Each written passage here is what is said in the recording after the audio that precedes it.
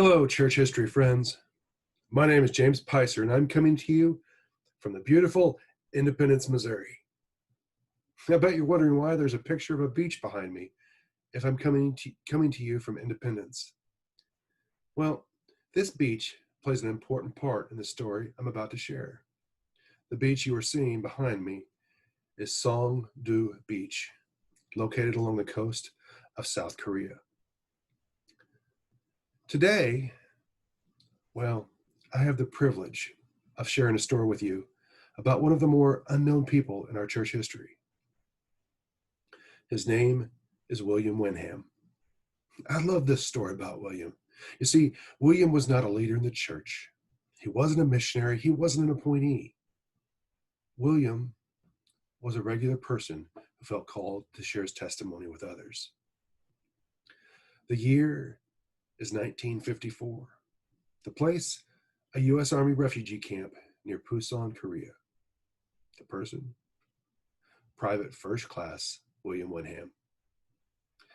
You see, William was a newly ordained priest, and he saw his assignment to the U.S. Army base near Busan as, an opportunity to share his faith. So that is exactly what he did. William shared his story, and he shared the story of the church with a boy by the name of Song Tae-ok. Song was working as a mess boy in the U.S. Army base when he met William. Upon hearing William's story, Song enthusiastically responded. Song told William that others would want to hear his story too. So what could William do? He went to the base chaplain, and he arranged to use the chapel to hold services. The first meeting of the church on the Korean Peninsula followed on Sunday, 12 September 1954, with 6 young Koreans attending. As meetings continued and the numbers increased, the participants agreed to hold a study class on Tuesday evenings. And not long after that, another serviceman by the name of Paul Studman joined William in his growing ministry. Needing material to share with his growing church family, William wrote to his father, asking him to send copies of the Book of Mormon and church hymnals. Upon receiving 30 books, William shared them with those in his growing congregation who could read English.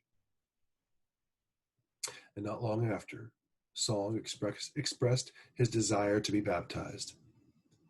So on Sunday afternoon, 28 November 1954, William and Paul arrived at Song's house, where Song and his friends had gathered. Together, they all went down to Songdo Beach, where they sang hymns and prayed. Paul offered an invocation, and then William read from the Doctrine and Covenants and shared a few words, and then prayed. After this prayer, William took Song into the bitterly cold water, where he was baptized. All total that day, 16 people were baptized by William and Paul. After the baptismal service, all of the participants went to Song's home, where they continued their worship by joining hands and humming, "There's an old, old path." Song's home was so small that William couldn't stand, nor was there any room for him to sit. So William sat in the doorway. After each person offered a prayer, the service ended, and each person returned home.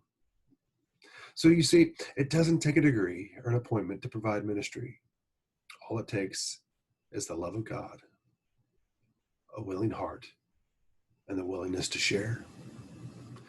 May God bless you, and I hope you too take the opportunity to share as William shared in South Korea.